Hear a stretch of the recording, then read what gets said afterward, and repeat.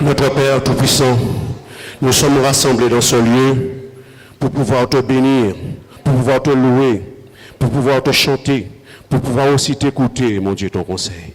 Merci encore pour cette grâce que tu nous as fait ce matin. Merci pour ta bonté à notre égard.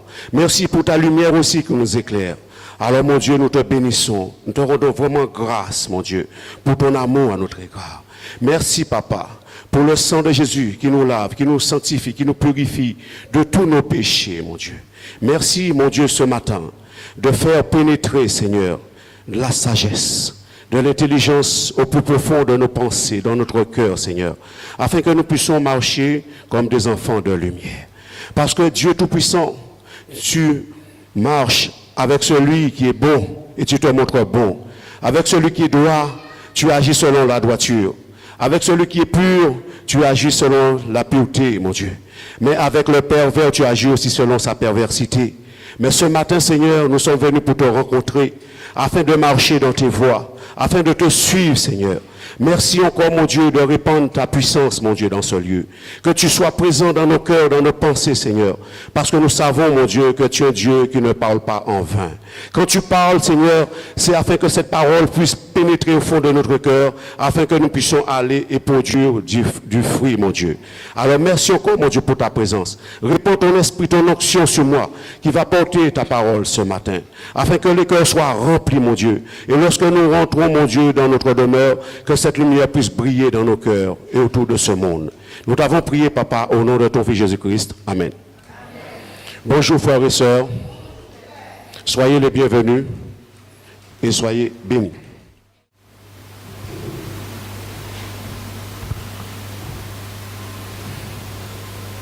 Merci, merci. Ce matin, Dieu va nous révéler quelque chose. Nous allons parler de la lampe.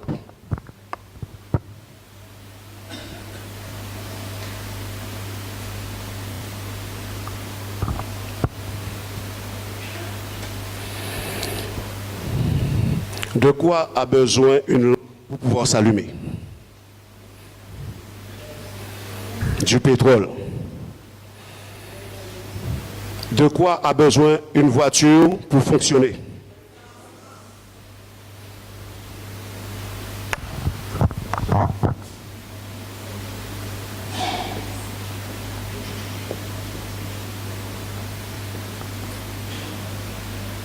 Du carburant. De quoi a besoin un avion pour voler? Comment? Du kérosène.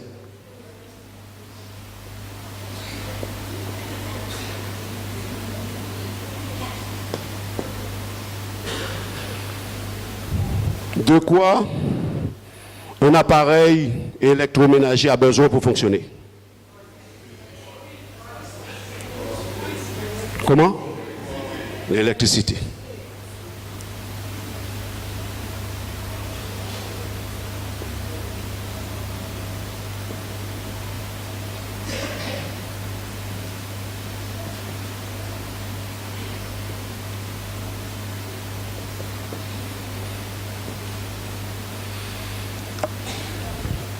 De quoi a besoin l'homme pour...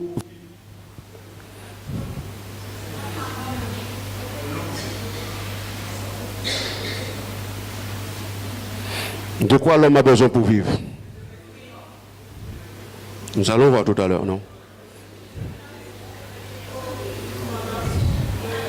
De quoi? De l'essence?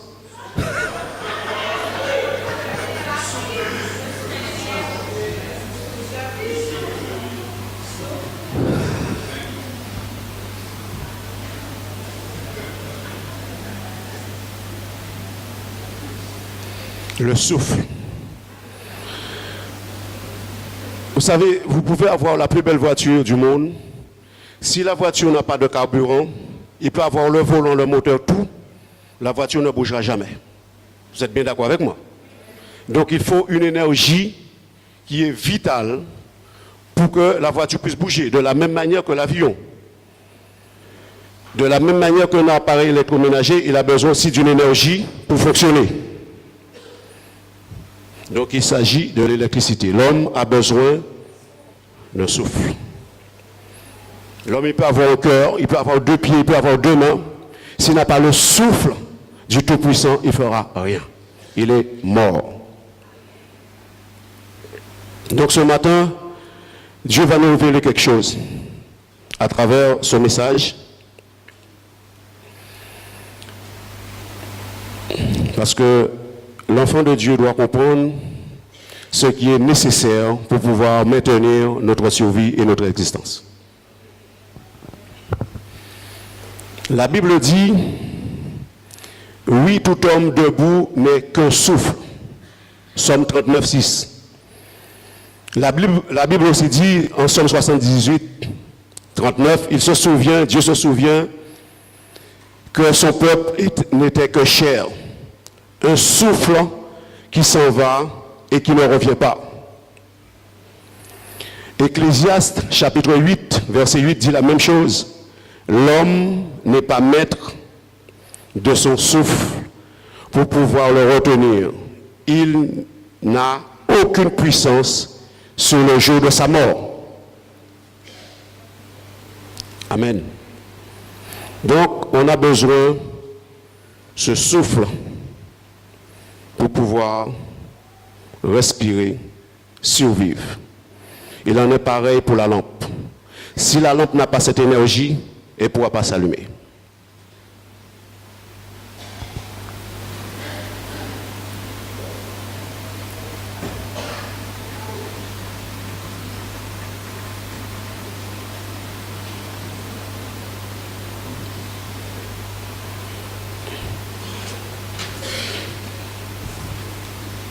Alors ce matin, il faut que vraiment, bien aimé, vous soyez très attentifs.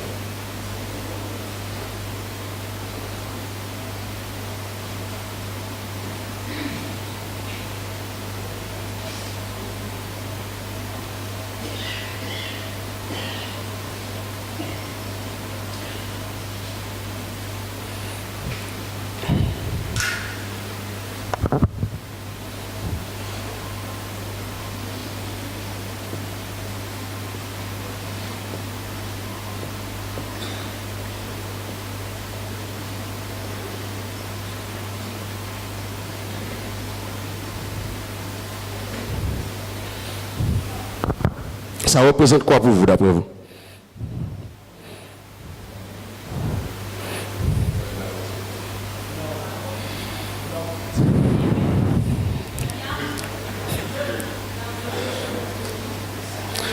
Je ne suis pas un grand dessinateur, mais j'ai dessiné comme je pouvais, vous savez.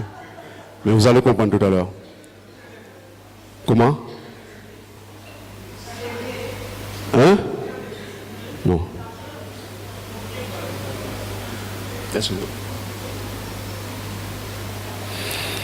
Bon, alors nous allons découvrir tout à l'heure dans la parole de Dieu. Donc, il s'agit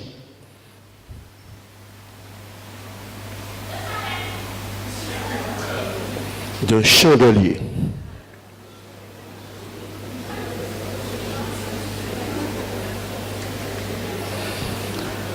Donc, nous allons prendre la parole de Dieu dans Exode chapitre 25.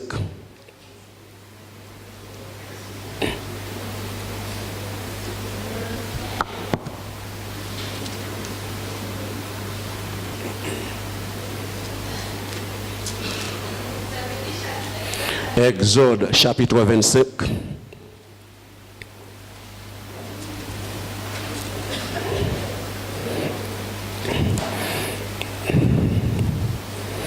À partir du verset 31.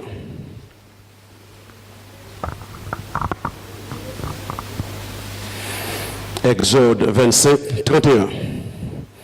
Tu feras un chandelier d'or pur. Ce chandelier sera fait d'or battu.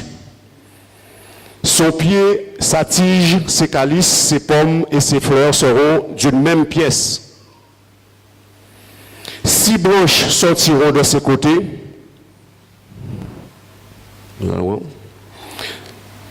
3 branches du chandelier de l'un des côtés et 3 branches du chandelier de l'autre côté. Il y aura sur une branche 3 calices en forme d'amande avec pommes et fleurs. Et sur une autre branche 3 calices en forme d'amande avec pommes et fleurs. Il en sera de même pour les 6 branches sortant du chandelier. À la tige du chandelier, il y aura 4 calices en forme d'amande avec leurs pommes et leurs fleurs. Il y aura une pomme sous 2 des branches sortant de la tige du chandelier, une pomme sous les 2 autres branches et une pomme sous 2 autres branches. Il en sera de même pour les 6 branches sortant du chandelier. Les pommes et les branches du chandelier seront d'une même pièce. Il sera tout entier d'or battu, d'or pur. Tu feras ces 7 lampes qui seront placées dessus de manière à éclairer en face. Ces mouchettes et ces vases emploiera un talent d'or pur pour faire le chandelier avec tous ses ustensiles. Regarde et fais d'après le modèle qui t'est montré sur la montagne. Amen. Vous savez, le chandelier, nous n'en avons pas ici. Et nous allons voir quel chandelier Dieu nous a donné. Le chandelier à l'époque représentait la présence de Dieu dans le tabernacle. Le tabernacle, c'est un sanctuaire où se trouve en permanence la présence de Dieu.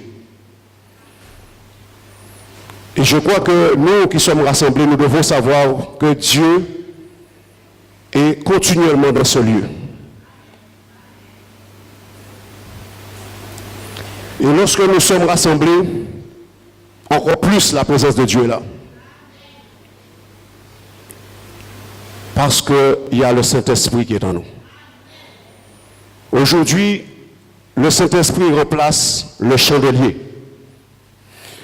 La Bible dit qu'il devrait avoir 7 lampes. Vous pouvez compter, hein? 1, 2, 3, 4, 5, 6 et 7.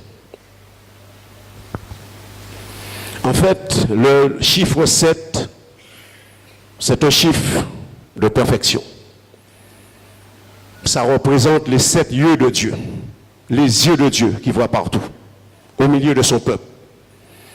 Et voilà que Dieu a dit à Moïse, fais d'après l'image que tu vois sur la montagne.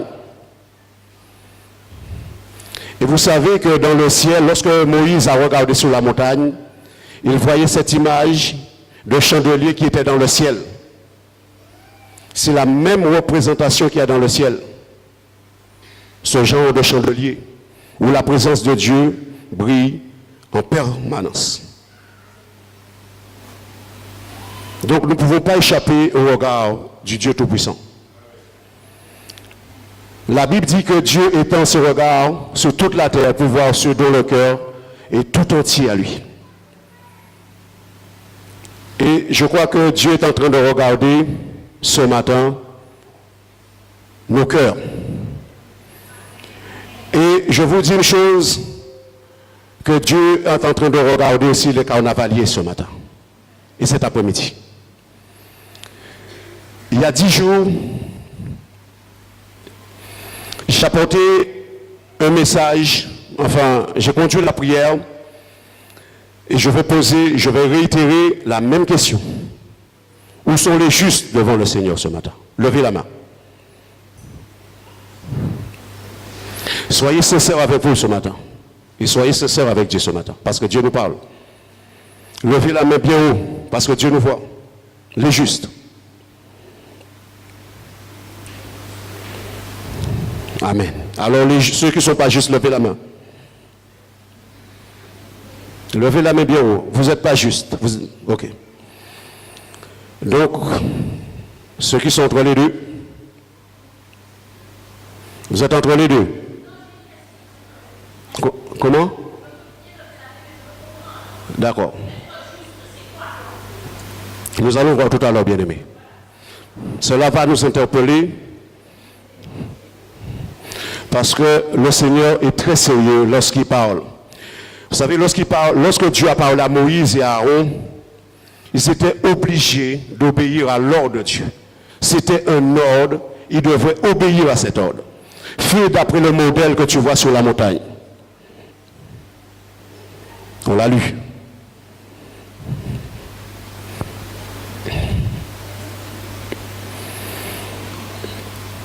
Nous allons prendre Nombre chapitre 8.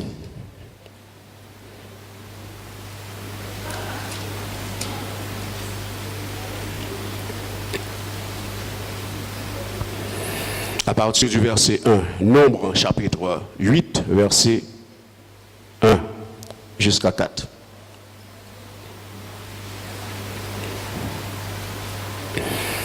L'Éternel parla à Moïse et dit, parle à Aaron, et tu lui diras, lorsque tu placeras les lampes sur le chandelier, les 7 lampes devront éclairer en face. Aaron fit ainsi. Il plaça les lampes sur le devant du chandelier, comme l'Éternel l'avait ordonné à Moïse. Le chandelier était d'or battu jusqu'à son pied, jusqu'à ses fleurs, il était d'or battu. Moïse avait fait le chandelier d'après le modèle que l'Éternel lui avait montré. Amen. Donc, Moïse ne pouvait qu'obéir à ce que Dieu lui demande de faire. Exactement. Il y a quelque chose que le peuple de Dieu doit comprendre. Il faut que nous soyons attentifs. En début d'année, j'ai prié pour que Dieu nous donne suffisamment de sagesse et d'intelligence pour nous conduire comme des enfants de lumière. Et nous devons être des enfants de lumière. Et il s'agit bien de cela ce matin. Moïse et Aaron ont toujours obéi à Dieu, le plus souvent. Parce qu'ils devaient être une lumière pour le peuple d'Israël. Et nous, ce matin, nous devons aussi être la lumière du monde. De même que nous avons besoin du souffle pour pouvoir vivre et respirer, la lampe aussi en a besoin aussi de cette énergie. La lampe, tant qu'elle a cette énergie, elle ne va jamais s'éteindre. Lorsque nous avons l'énergie de Dieu en nous, nous ne devons pas éteindre cette énergie. Parce que le souffle que Dieu nous prête, c'est pour éclairer. Ce chandelier devrait être éclairé continuellement devant la face du Seigneur. Continuellement. Nous allons prendre Lévitique, chapitre 24.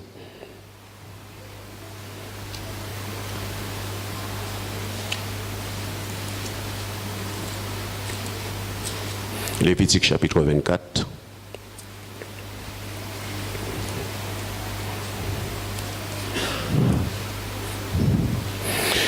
Lévitique 24, verset 1 à 4. L'Éternel parla à Moïse et dit, ordonne aux enfants d'Israël de t'apporter pour le chandelier de l'huile pure d'olive concassée, afin d'entretenir les lampes continuellement. C'est en dehors du voile qui est devant le témoignage dans la tente d'assignation qu'Aaron la préparera pour que les lampes brûlent continuellement du soir au matin en présence de l'Éternel. C'est une loi perpétuelle pour vos descendants. Il arrangera les lampes sur le chandelier d'or pur pour qu'elles brûlent continuellement devant l'Éternel. Amen. Donc Dieu voulait que ces lampes soient continuellement allumées devant sa face. Mais Dieu donne un ordre à Moïse. Ordonne aux enfants d'Israël de t'apporter de l'huile d'olive pure, concassée. Voyez, quand Dieu parle, c'est toujours quelque chose de pur. Il a parlé tout à l'heure de l'or battu, de l'or. Ce n'est pas de l'argent, ce n'est pas du bronze, quelque chose de pur.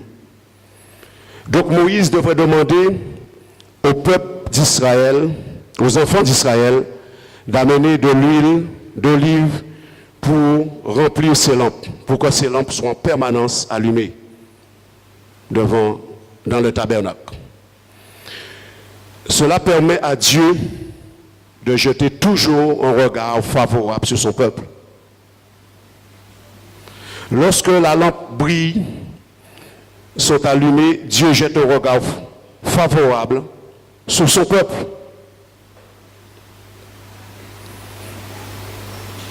Même si Dieu était au ciel, mais sa présence était dans ce tabernacle. Parce que Dieu aime son peuple. Et croyez-moi que ce matin, Dieu nous regarde. Il y a une lampe qui est allumée en nous, mais Dieu est en train de regarder si cette lampe est allumée ou cette lampe est éteinte ou à moitié allumée.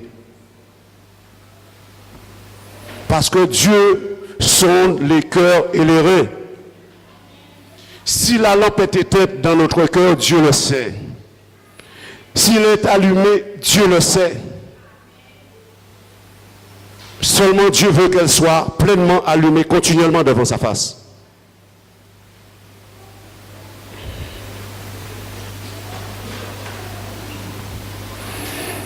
Il y a une sœur qui a prié tout à l'heure contre les carnavaliers, ça fait vraiment de la peine. Ça fait vraiment beaucoup de peine à Dieu de voir ça. Nous allons comprendre quelque chose dans la parole de Dieu, bien-aimé. Nous allons prendre Genèse chapitre 6.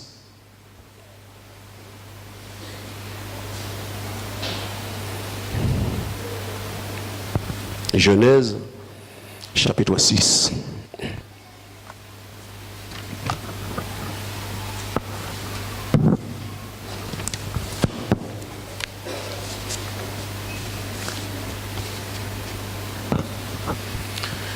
Donc nous allons prendre à partir du verset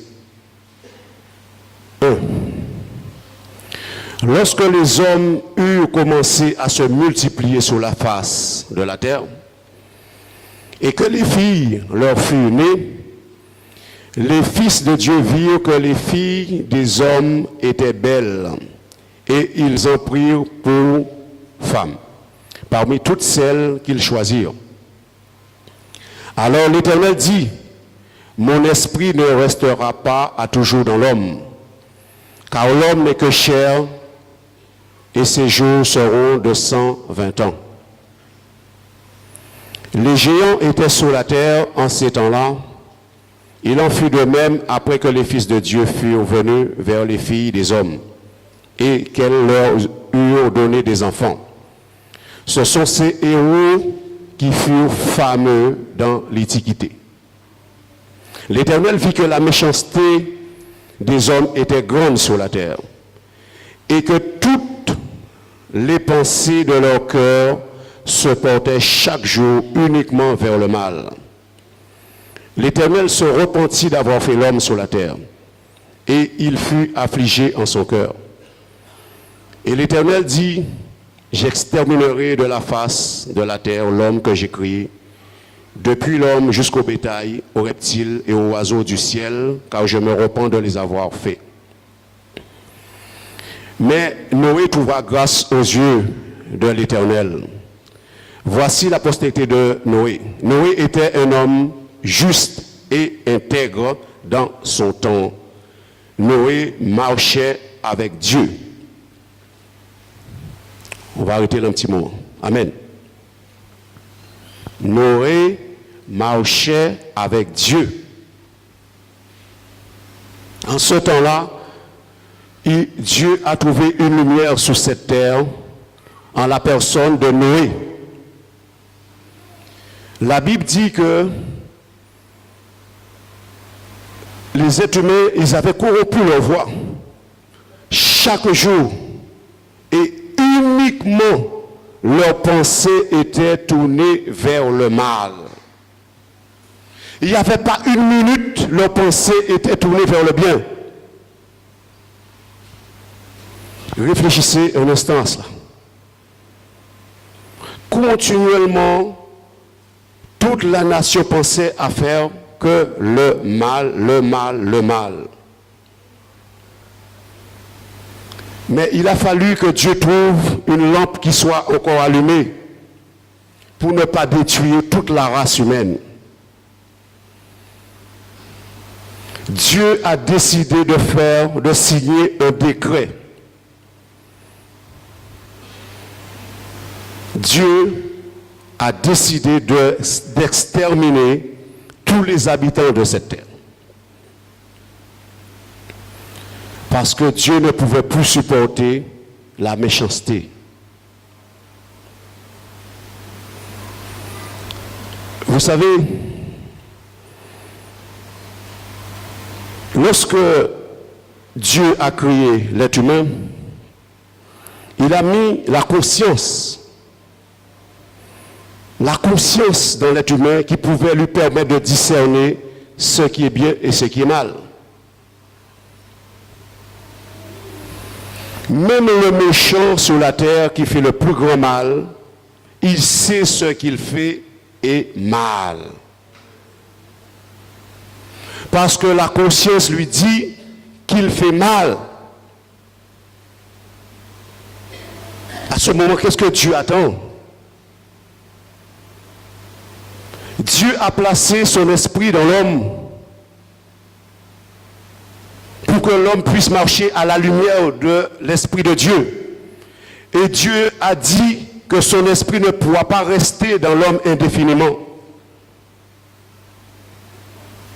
Les jours de l'homme ne sont que de 120 ans.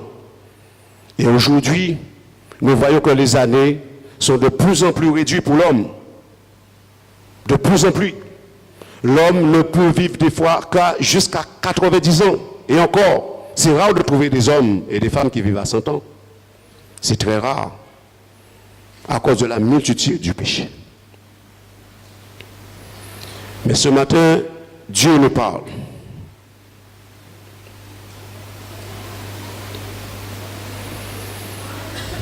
Dieu,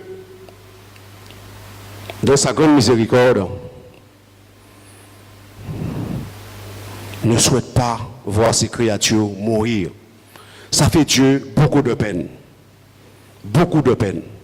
La Bible dit que le cœur de Dieu était affligé. Je pense que nous sommes sur la terre, nous avons tous été un moment affligés dans notre cœur. Vous savez ce que c'est l'affliction. Vous souffrez dans votre cœur. Vous avez mal. Vous avez mal dans votre cœur. Mais Dieu, les habitants de la terre, n'ont pas permis à Dieu de changer, de se repentir. Parce qu'ils ne se sont pas même eux-mêmes, se sont pas repentis de leur voie. Dieu n'avait pas le choix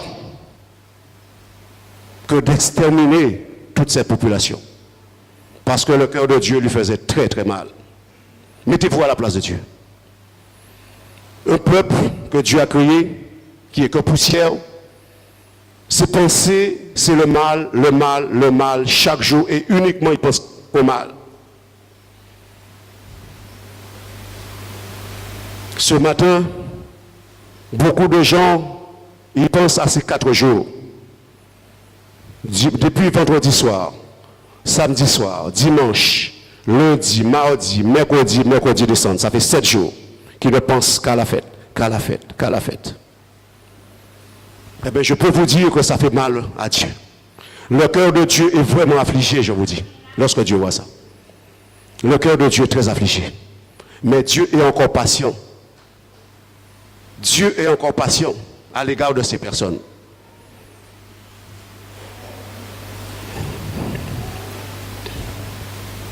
Parce que la lampe, aujourd'hui, ne brille plus dans le monde.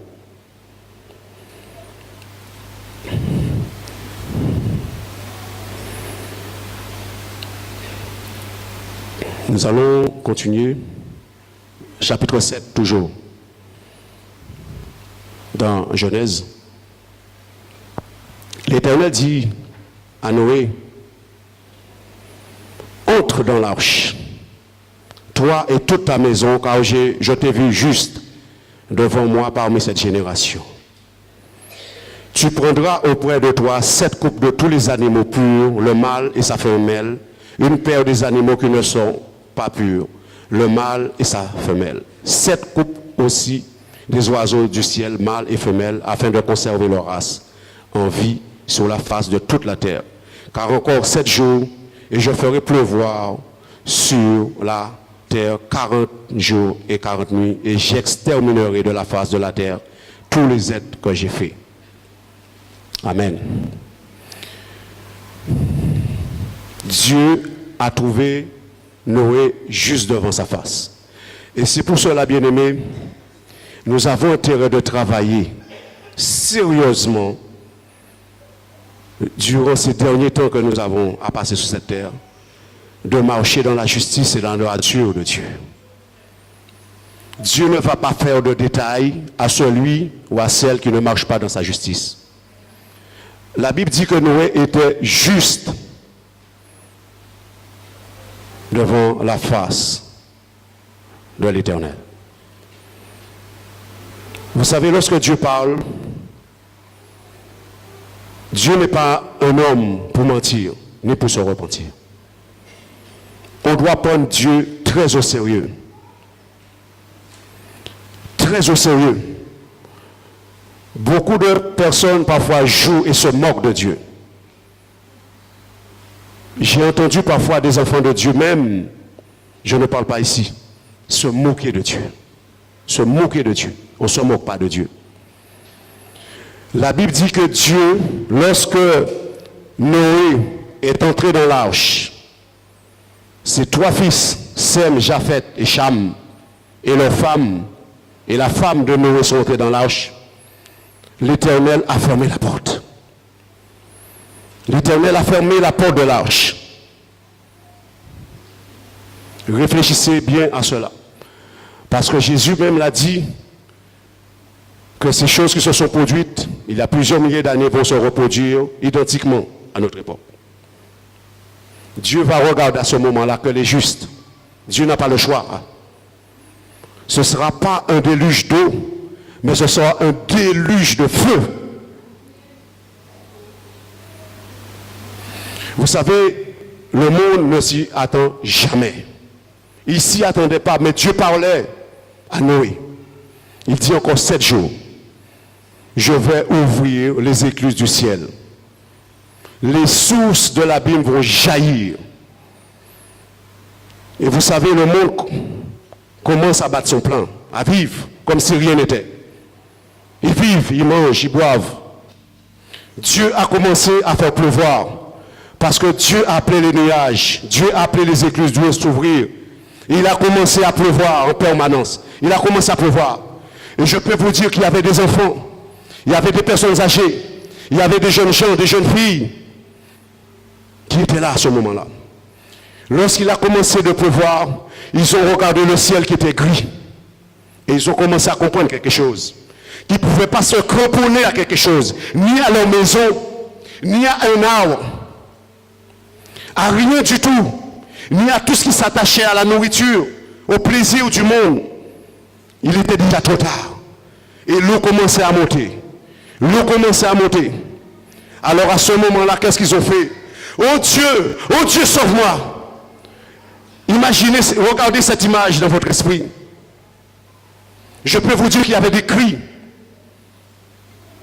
Il y avait de la souffrance. Mais Dieu ne pouvait pas retourner en arrière ce qu'il avait décidé parce qu'il avait déjà signé ce décret. Il avait déjà fait cette alliance avec Noé. Je vais exterminer tous les habitants de la terre à cause de la méchanceté qui est montée vers moi dans le ciel. Dieu ne supporte pas la méchanceté.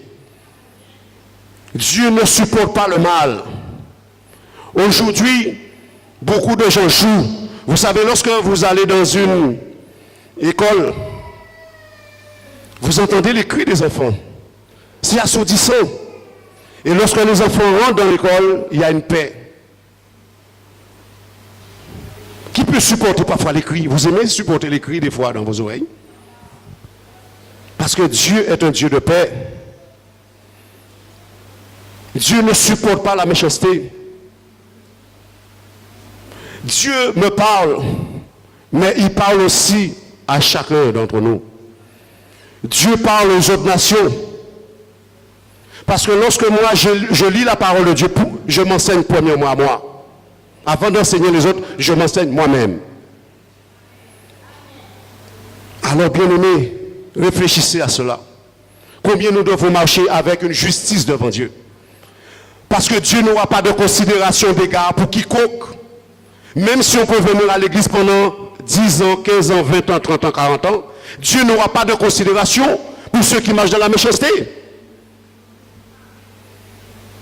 Prenez cela très au sérieux, bien-aimés. Lorsque les prières sont conduites le vendredi soir, il faut vraiment le prendre au sérieux, bien-aimés. Parce que Dieu a des enfants, des serviteurs qui conduisent son peuple pour marcher dans la lumière. Ne prenez pas à la légère ce que Dieu nous enseigne. Dieu n'est pas un homme.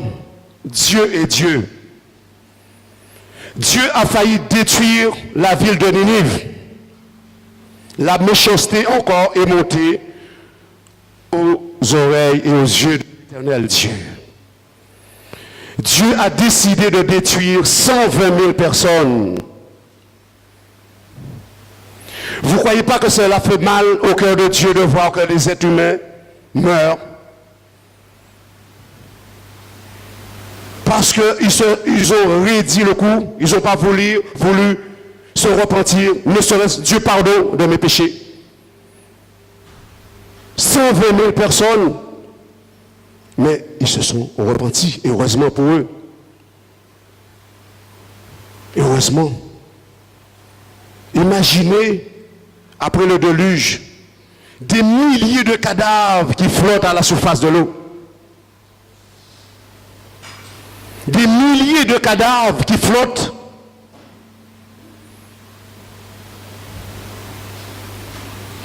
Dieu n'a pas voulu ça pour l'humanité. Mais il était déjà trop tard. Un moment, Dieu parle, Dieu parle, Dieu parle, Dieu parle. Mais un moment, Dieu est fatigué de parler. Dieu se fatigue de parler. Et il agit, il signe son décret.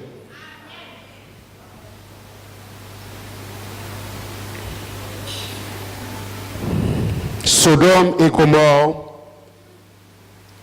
agissaient de la même manière. Et nous allons comprendre tout à l'heure qu'est-ce qui attise le monde à agir de cette manière. Malgré que Abraham a intercédé pour Sodome et Gomorrhe, le jugement de Dieu s'est fait quand même.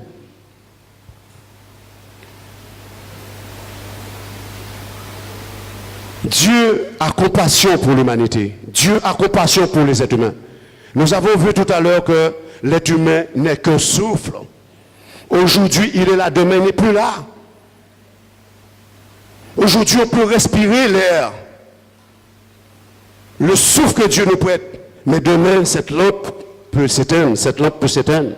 Le souffle que Dieu nous donne peut s'éteindre.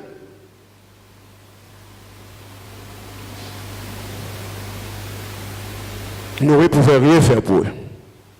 Je peux vous dire, ne comptez sur personne pour faire quelque chose pour vous. Ne comptez sur personne. Parce que quand Dieu a fermé la porte, personne ne pouvait se cramponner à l'arche. Et même si quelqu'un aurait pu tenir l'arche pendant 40 jours, 40 nuits, il serait mort.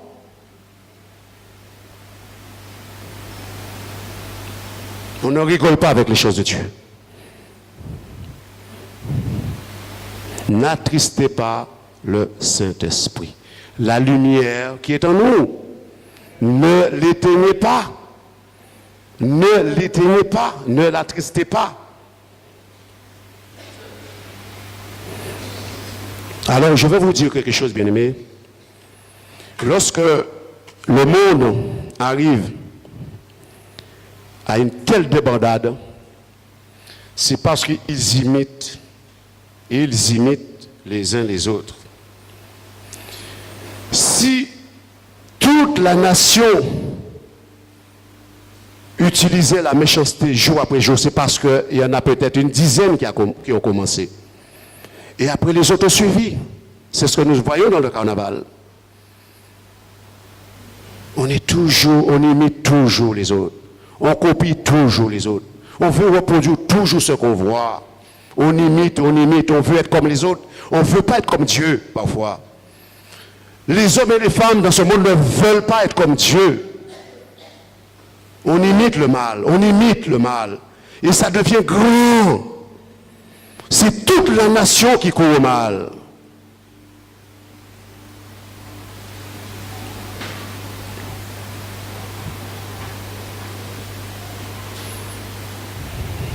Vous savez, lorsqu'on voit ce qui se passe sur la route, la mauvaise conduite, il y a beaucoup de gens qui imitent aussi cela. Quand certains automobilistes, ils coupent devant les autres, ils sont sur la voie de gauche et ils coupent 2 voies pour aller sur la droite. On imite les autres. Qu'est-ce qu'on peut imiter encore? Qu'est-ce qu'on imite encore? Qu'est-ce qu'on peut imiter du monde? On peut s'habiller aussi comme le monde.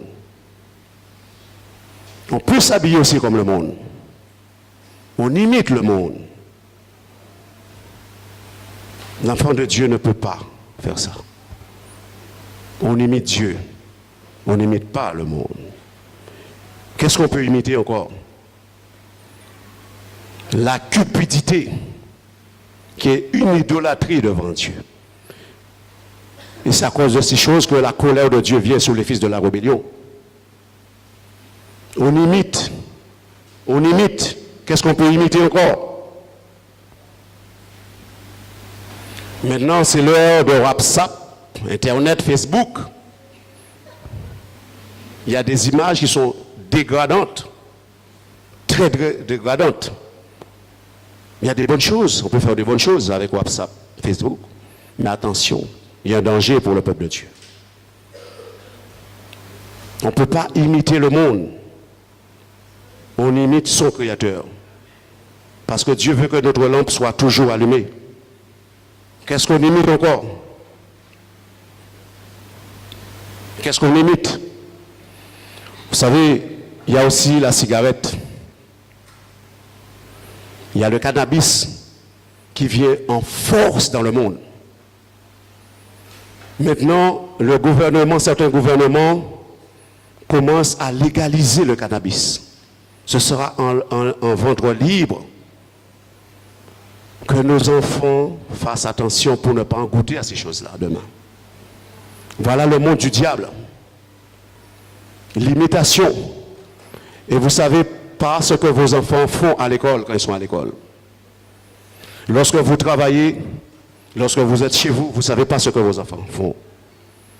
Demain, quelqu'un peut lui donner du cannabis à goûter. Vous ne savez pas. On veut imiter. Mais fais-le. Moi, je le fais, ça me fait du bien dans mon corps. Fais-le. Mais amuse-toi un peu. Prends un petit peu de drogue. Amuse-toi. Voilà ce monde de déchéance que nous voyons aujourd'hui. Qu'est-ce que nous voyons encore comme imitation? Le langage du monde. Le langage du monde. On veut parler comme le monde. On veut agir comme le monde. On veut faire comme le monde. Si on agit comme le monde, on n'est pas juste devant Dieu. La même sentence qui arrive aux méchants peut aussi arriver à celui qui prétend être juste devant Dieu. Dieu ne peut tourner ses regards que vers ceux qui marchent dans la justice et dans la droiture.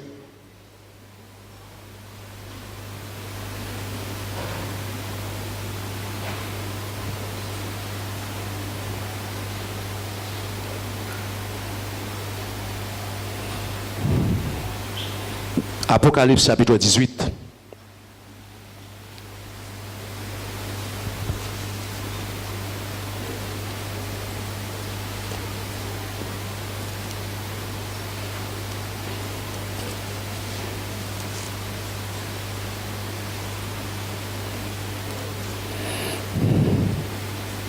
Apocalypse, chapitre 18, versets 4 à 8.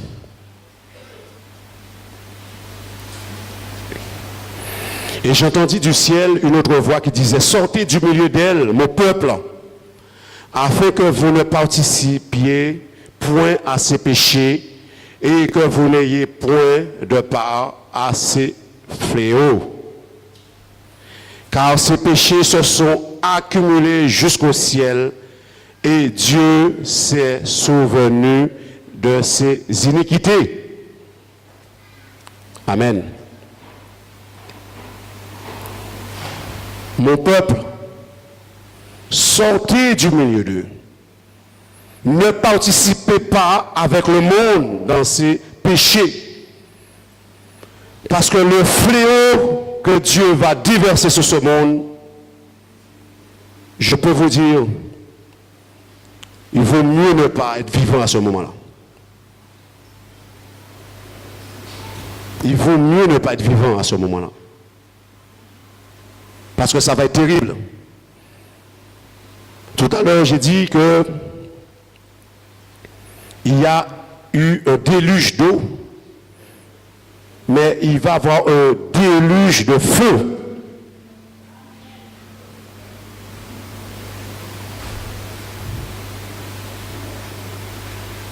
Vous savez pourquoi Dieu m'avait inspiré il y a 10 jours sur la justice que l'homme devrait conduire dans sa vie? Parce que si on ne marche pas dans la justice, on ne pourra pas séjourner auprès de Dieu. La Bible dit que Dieu est un feu dévorant. Dieu nous demande d'avoir un cœur pur. Si on ne travaille pas pour avoir un cœur pur, on ne pourra pas séjourner dans l'attente du Tout-Puissant.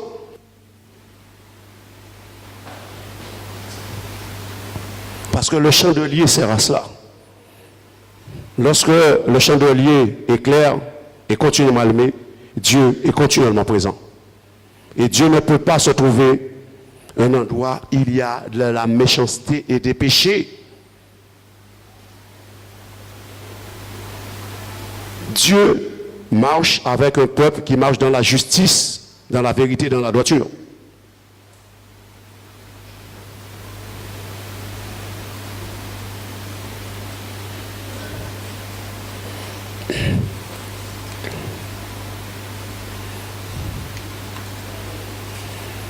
L'homme a besoin de lumière pour fonctionner. Qui peut vivre dans l'obscurité? Personne. Voyez-vous, s'il n'y avait pas le soleil, on aurait besoin de quoi pour voir? S'il n'y avait pas le soleil, on aurait besoin de la lumière. Le soir, quand le soleil est couché, on est dehors, qu'est-ce qu'on a besoin pour voir? La lumière.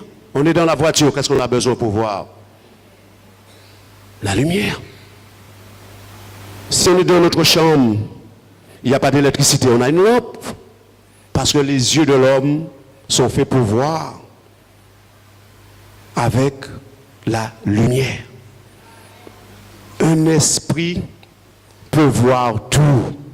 Qu'il soit dans la lumière, qu'il soit dans les ténèbres, il voit.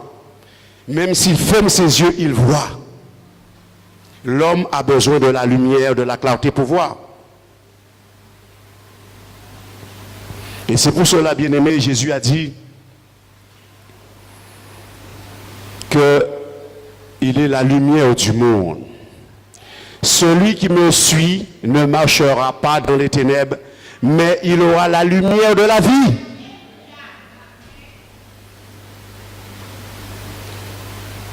Lorsqu'on ne suit pas les commandements, les principes de Jésus-Christ, on les rejette, on est dans la mort, on est dans les ténèbres. Parce que Jésus est venu pour être la lumière du monde. Si on ne suit pas cette lumière, on est égaré. De même aujourd'hui que le monde est égaré, il court le carnaval. De même, si le Seigneur ne nous avait pas éclairés, on serait aussi comme eux dans les ténèbres. C'est pour cela qu'on ne peut pas rejeter l'enseignement de notre Seigneur Jésus-Christ. Il est la lumière du monde. Il nous éclaire. Si quelqu'un dit, moi je ne veux pas que Jésus-Christ soit mon maître, soit ma lumière, eh bien il y a quelqu'un d'autre qui est sa lumière.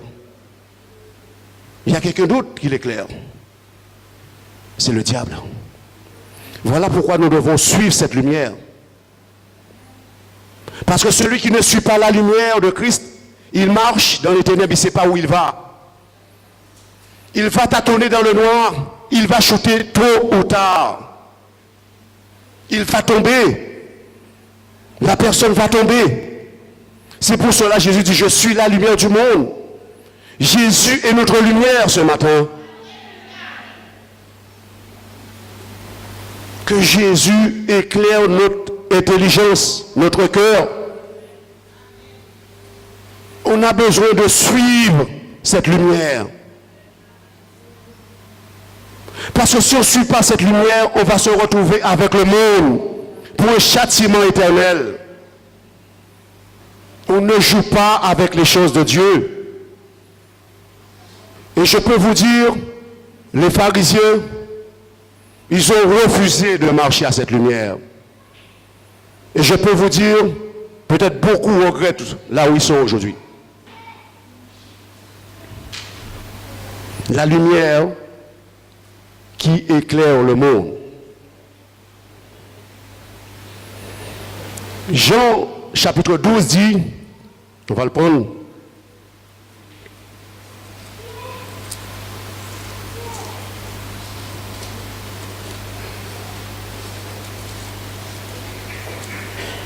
Jean chapitre 12.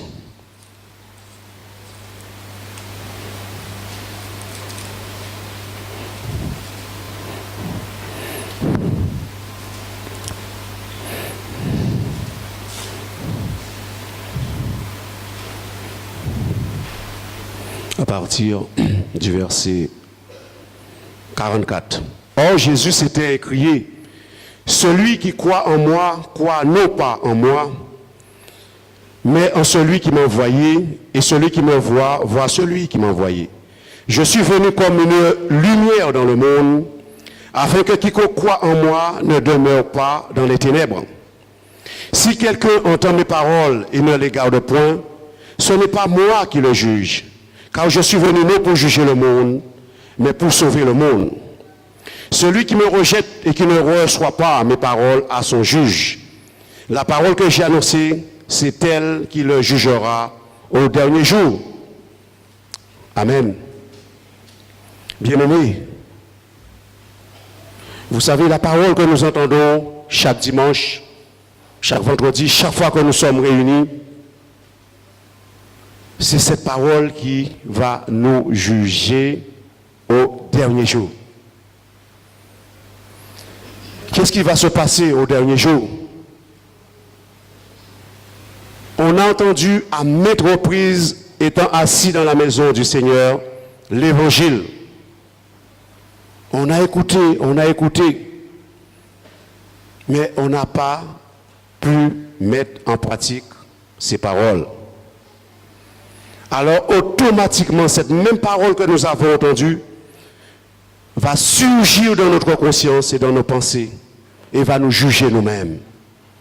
Donc il y aura aucune excuse devant Dieu. Parce que notre conscience même va parler. La conscience va parler devant Dieu. Dieu, j'ai entendu. Je n'ai pas pu faire ce que tu m'as demandé de faire. Il est déjà trop tard. La porte de l'arche est fermée. La porte est fermée à ce moment-là. On peut beau crier, Dieu n'entend plus à ce moment-là. La porte est déjà fermée. Pendant que le chandelier est allumé, la lampe est allumée, Jésus, qui est notre lumière, est encore là dans nos vies, marchons à sa suite. Marchons à sa lumière.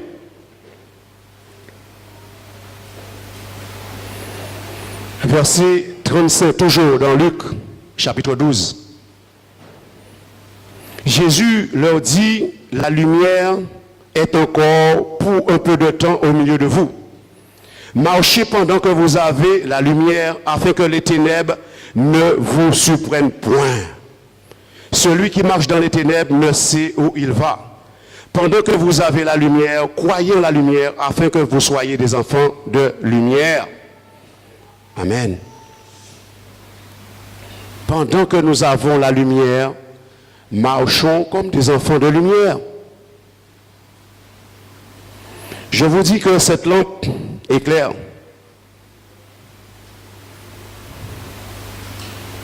Tout le monde voit cette lampe. Je ne l'ai pas cachée sur une table. N'importe qui peut voir une lumière qui s'allume. Si le monde voit la lumière qui s'allume en nous, alors là, il y aura une différence entre la lumière et les ténèbres. Le monde verra que nous ne sommes pas comme eux.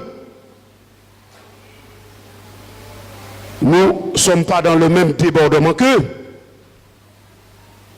Nous ne sommes pas courir vite comme eux. Mais il y a quoi voir lumière dans nous qui a éclairé eux. Et un jour, Dieu va pouvoir les visiter. Parce que nous ne sommes pas comme eux.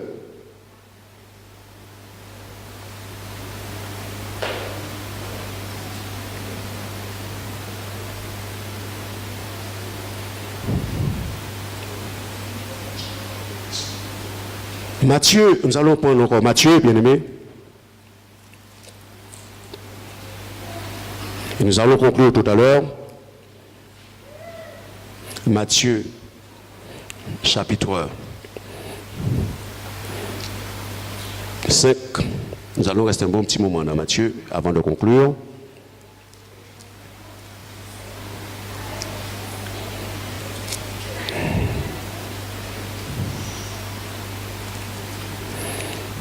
Matthieu 5, verset 13. Vous êtes le sel de la terre, mais si le sel perd sa saveur, avec quoi la lui rendra-t-on? Il ne sert plus qu'à être jeté dehors et foulé aux pieds par les hommes. Vous êtes la lumière du monde. Une ville située sur une montagne ne peut être cachée et on n'allume pas une lampe pour la mettre sous le boisseau, mais on la met sur le chandelier et elle éclaire tous ceux qui sont dans la maison. Que votre lumière luise ainsi devant les hommes, afin qu'ils voient vos bonnes œuvres et qu'ils glorifient votre Père qui est dans les cieux. Amen. Vous êtes le sel de la terre, nous sommes le sel de la terre. Vous n'avez jamais mangé sans sel? Vous avez mangé sans sel?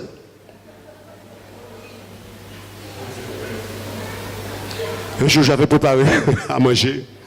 J'avais mis trop de sel. Plus j'en rajoute de l'eau, plus c'est salé, plus c'est salé. J'étais obligé de refaire encore à manger. Trop de sel, c'est pas bon, mais il faut quand même un minimum de sel pour que ça ait de la saveur. Dieu veut trouver de la saveur dans son peuple.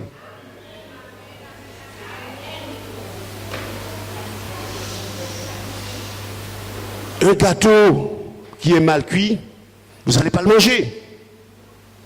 Ils ont jeté, ils ont dit pour l'amener, ils ont dit cochonaille. Eh bien, Dieu pareil. Dieu jette au feu ce qui n'est pas bon. Dieu prend ce qui est bon.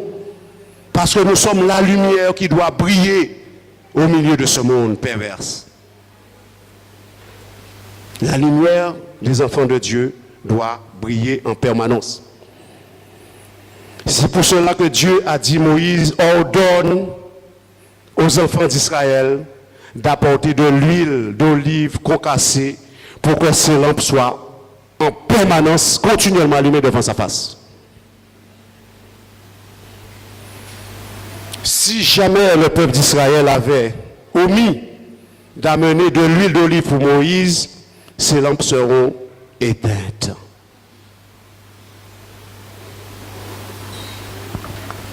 Si nous ne travaillons pas avec le Saint-Esprit qui est en nous, la lampe aussi va s'éteindre.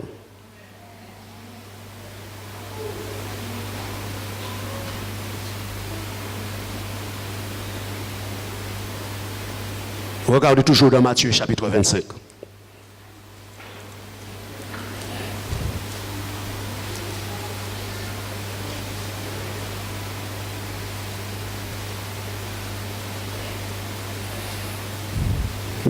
Matthieu 25.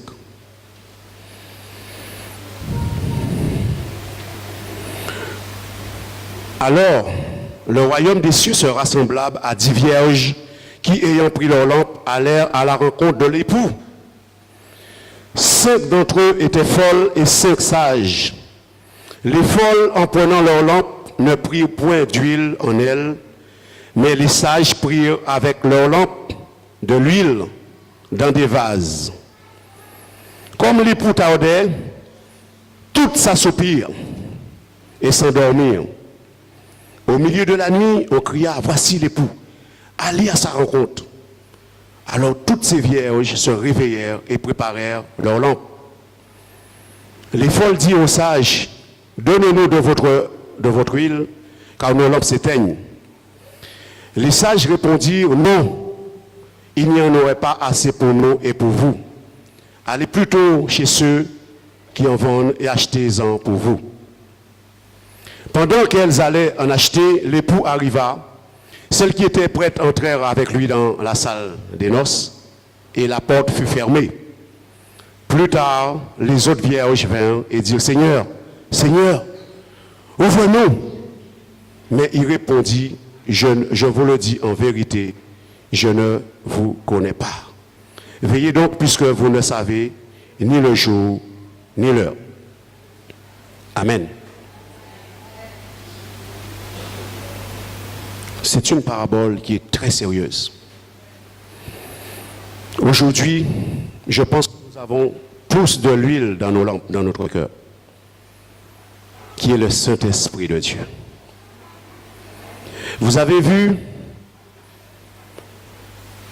qu'il faut en permanence avoir de l'huile dans le chandelier, dans ses vases, dans ses calices. Jésus a pris cette parabole pour montrer qu'il y a 2 catégories de chrétiens. Une partie des chrétiens qui ont rempli leur lampe d'huile et une autre partie qui ont laissé leur lampe s'éteindre.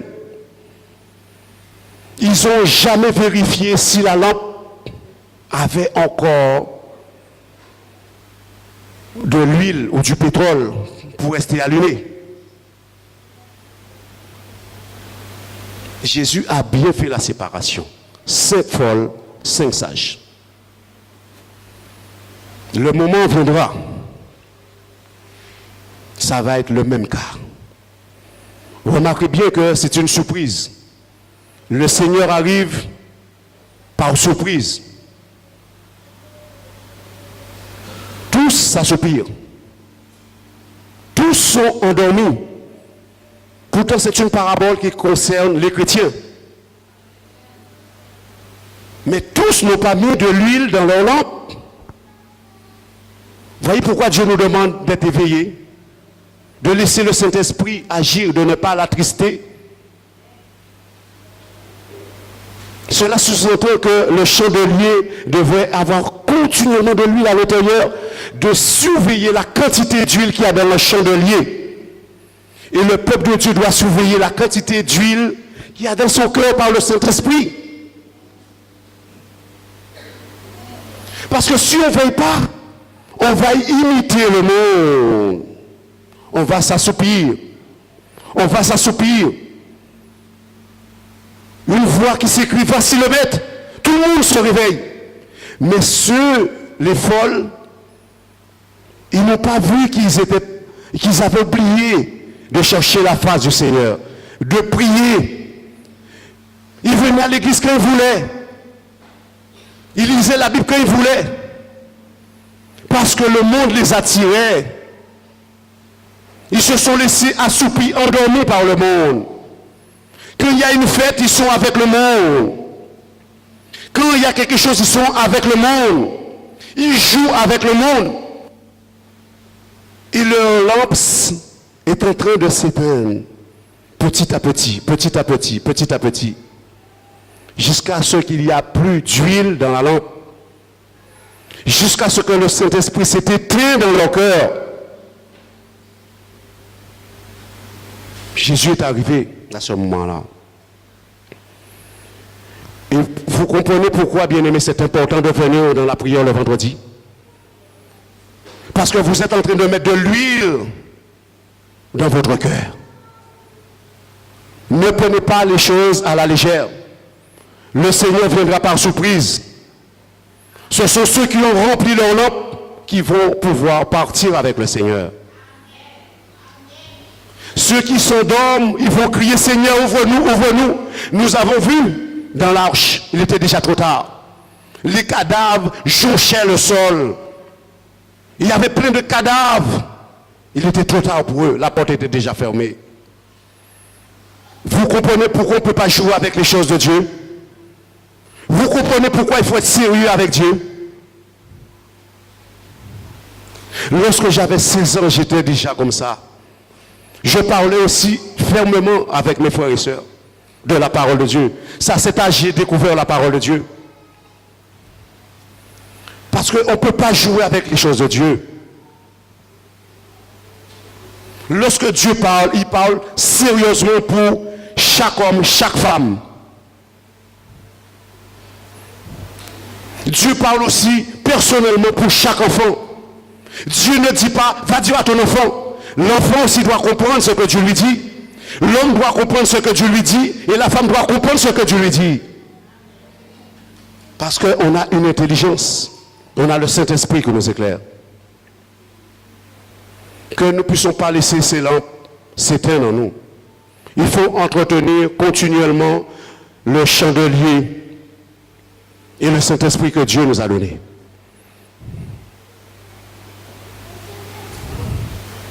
Soyons sérieux avec Dieu et Dieu sera aussi sérieux avec nous. Il y aura des regrets, bien-aimés. Je ne voudrais pour personne cela. Pour personne. Même pour mon plus grand ennemi. Je n'aurais pas voulu qu'il crie. Dieu ouvre-moi, Dieu ouvre-moi. Il est déjà trop tard. Le feu brûle pour l'éternité. Considérons, bien-aimés, sérieusement la parole du Tout-Puissant. Jésus a dit ces mêmes choses qui se sont produites à l'époque de Noé vont se produire à notre époque. Les gens vont se donner à cœur de joie dans le plaisir du monde. Ils vont se donner à cœur de joie. Parlez-leur de Dieu. Ça ne va pas intéresser moins. Mais la porte sera fermée. La porte sera fermée. Et il va y avoir beaucoup de cris. Beaucoup de cris. Beaucoup de cris. Beaucoup de cris. Il est trop tard. Soyons des vierges sages et non des vierges folles. Plus on prend de l'âge, plus on doit s'approcher de Dieu. Plus on prend de l'âge, plus on doit s'approcher de Dieu. Parce qu'on est encore plus près de la mort que de la vie. Dieu nous demande de nous préparer comme s'il arrive demain, il arrive ce soir. Notre lampe doit être allumée. Cette lampe n'est pas encore éteinte. Pourquoi? Parce qu'il y a l'énergie dans cette lampe qui est le pétrole.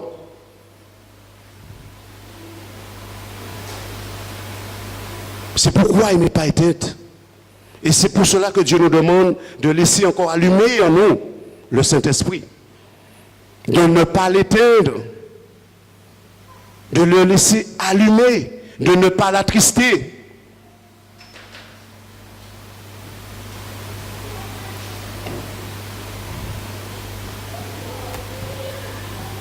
Nous allons conclure dans Hébreux, chapitre 6.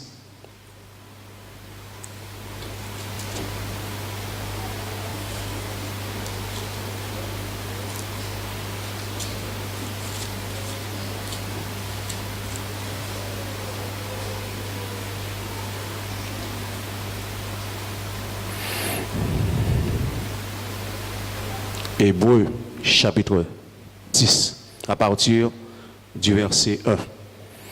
C'est pourquoi laissant ces éléments de la parole de Christ, tendons à ce qui est parfait, sans poser de nouveau le fondement du renoncement aux œuvres mortes, de la foi en Dieu, de la doctrine des baptêmes, de l'imposition des mains, de la résurrection des morts et du jugement éternel.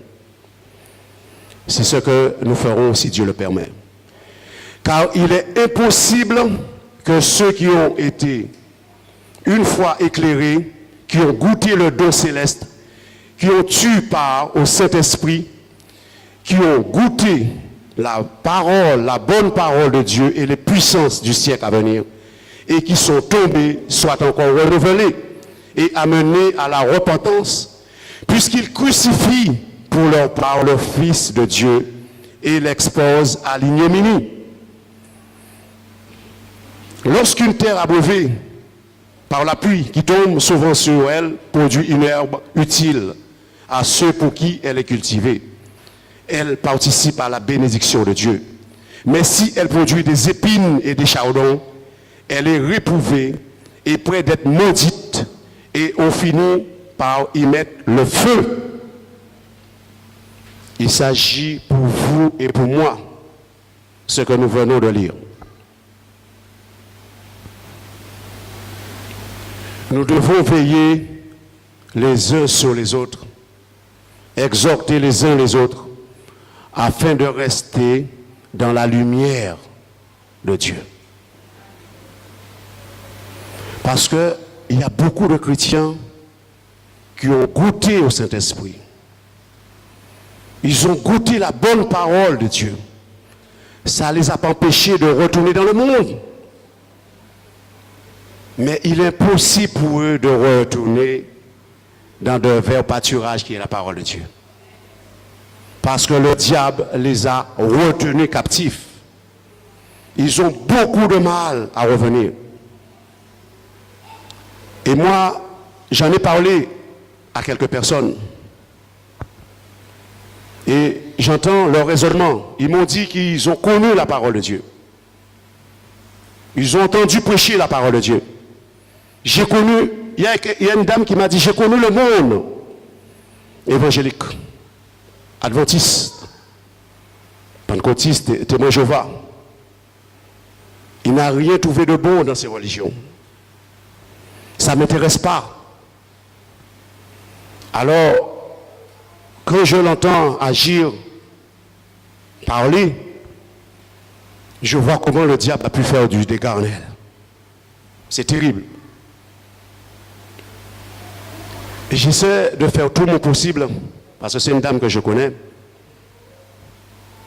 mais elle veut rien entendre. J'ai un gardien qui travaille sur le chantier où je suis. Cet homme m'a dit la même chose. Je lui en ai parlé il y a 2 semaines de cela. Il m'a dit il a été dans ce monde aussi. Chrétien. Ses parents étaient chrétiens. Sa mère même lui a conseillé certains principes. Il a abandonné la foi. Je lui ai parlé de l'amour de Dieu. Je lui ai dit qu'il n'est pas encore trop tard. Il a abandonné la voie de Dieu. Il parle que de sorcellerie. Il a été en Haïti et voir un sorcier. Il m'a dit, ce sorcier-là, il est très fort, il peut tuer n'importe qui. Il parle que de ça. Et il marche avec les sorciers. Mais en même temps, il me dit, moi je ne veux plus faire le mal, c'est pas bon le mal. Mais il ne peut pas retourner en arrière.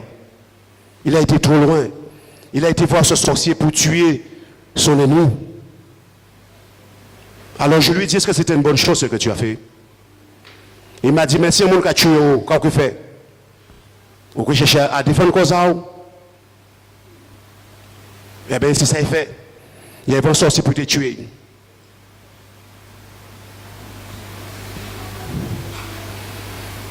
J'ai deux collègues aussi qui sont là, ils me disent, fais attention à ce que tu dis à cet homme, parce que le mal est en lui. Mais j'ai dit, je sais très bien ce que je lui dis. Je lui conseille, je lui parle de la parole de Dieu. Il est encore temps pour lui de se détourner de ses mauvaises voies. Il peut se repentir, même s'il a déjà tué des gens, parce qu'il pense qu'à ça, à partir en Haïti, pour faire du mal. Mais on ne se moque pas de Dieu. On ne se moque pas de Dieu. Et c'est pour cela que je prie bien, toujours que Dieu mette sa crainte dans mon cœur. Et que Dieu aussi mette sa crainte dans vos cœurs. Sans la crainte de Dieu, on peut faire n'importe quoi sur cette terre. Et nous avons vu que Dieu n'a pas d'égard et de considération pour quiconque se tourne vers le mal. Dieu est patient. Sa patience peut durer des années et des années. Lorsque Dieu veut signer un décret, Dieu peut repousser ce décret à quelques années pour que l'humanité puisse se repentir et changer de conception, de voie, d'attitude et de comportement. L'individu peut s'égarer, Dieu le sait, mais il peut retrouver le droit chemin. C'est ce que Dieu veut qu'on fasse, retrouver le bon chemin et de mettre un terme à la méchanceté. Dieu veut que son peuple mette définitivement un terme à sa méchanceté et de recourir au bien. La Bible dit, n'imitez pas le mal, mais imitez le bien. Imitez le bien. Imitez le bien. Imitez le bien, parce que Dieu est le bien. Imitez le bien. Rejetez le mal. Rejetez le mal. Voilà à ce que Dieu nous a appelés ce matin.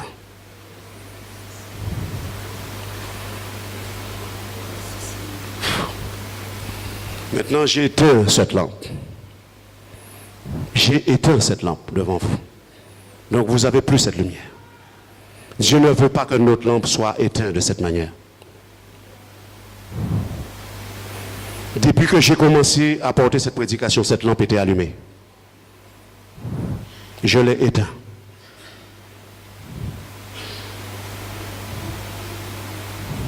Laissons donc cette lampe en permanence allumée dans notre cœur. Quel esprit du Dieu Tout-Puissant. Amen. Soyez bénis, bien on va prier.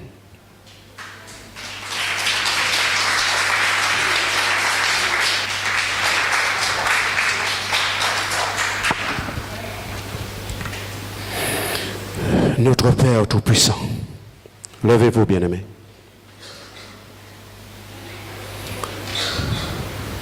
Tu es Dieu miséricordieux, Papa, plein de compassion, plein de bonté, plein d'amour et de miséricorde pour ton peuple, mais aussi pour l'humanité. Et Seigneur, lorsque tu parles à ton peuple, lorsque tu avertis ton peuple, lorsque tu avertis le monde, c'est parce que tu as de l'amour pour toutes tes créatures. Ce matin, tu nous as parlé. Et je crois que tu ne parles pas seulement dans ce lieu, mais tu parles dans toutes les églises où ton peuple est rassemblé. Et bien souvent, Papa, nous négligeons tes avertissements. Nous oublions tes conseils. Nous rejetons ta parole. Mais nous savons, Papa éternel, que tu pourras avoir de la considération que pour ceux qui considèrent ta parole. Mais nous voulons ce matin, Papa, Père éternel, que nous puissions avoir une lumière en permanence allumée pour que cette lampe que tu as mise en nous ne s'éteigne point.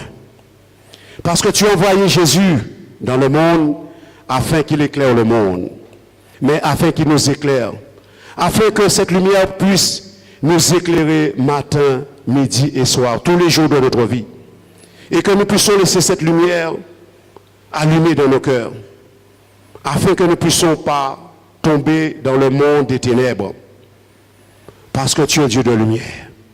Alors allume encore dans nos cœurs cette lumière, Seigneur, afin que le cœur de ton peuple ne puisse pas s'effondrer. Mais nous prions aussi, Seigneur, pour nos enfants, pour nos familles, nos parents qui ne te connaissent pas, qui sont encore dans les ténèbres. Nous voulons qu'ils viennent à la lumière pendant qu'il est encore temps, afin que la porte ne soit fermée. Lorsque tu as fermé la porte sur Noé et sa famille, beaucoup ont crié. Ils ont crié, il était déjà trop tard. Nous avons vu dans ta parole que les vierges folles, lorsque tu es venu, ils ont crié, ouvre-nous. La porte était également fermée. Et tu as dit, Jésus, je ne vous le connais pas.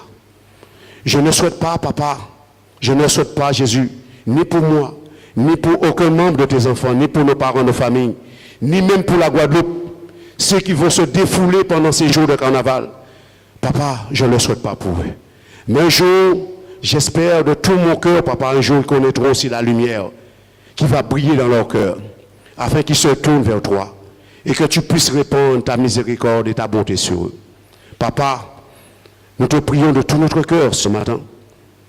Donne-nous un cœur disposé pour que nous puissions reconnaître ta divinité en nous, la divinité de ton Saint-Esprit, pour ne pas l'attrister et aussi pour ne pas l'éteindre, mais de laisser le Saint-Esprit s'enflammer dans notre cœur.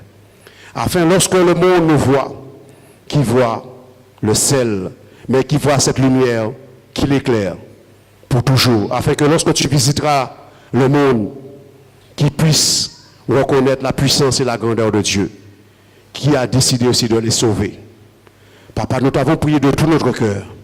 Imprègne notre cœur de crainte, de paix, de ta joie, d'humilité, de pardon, afin que nous puissions vraiment te ressembler.